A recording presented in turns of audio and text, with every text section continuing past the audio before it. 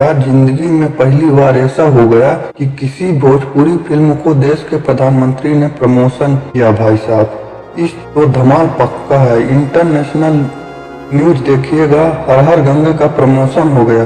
देखो क्या है ना कि हम जैसे कीड़ा मकोड़े यूट्यूबर को देख देख कर शायद थोड़ा बोर हो गए होंगे।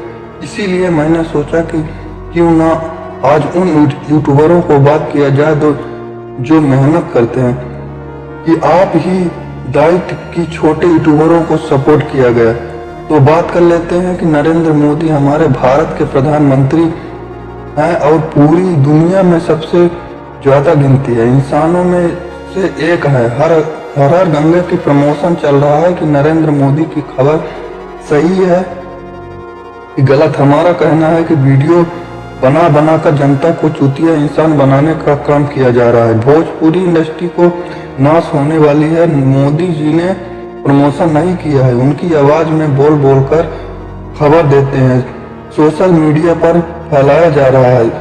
तो भाई लोग वीडियो पसंद आए तो कमेंट सेक्शन में जरूर बताइएगा। हमारे चैनल को सब्सक्राइब नहीं किया है तो जरूर कीजिएगा। नमस्कार।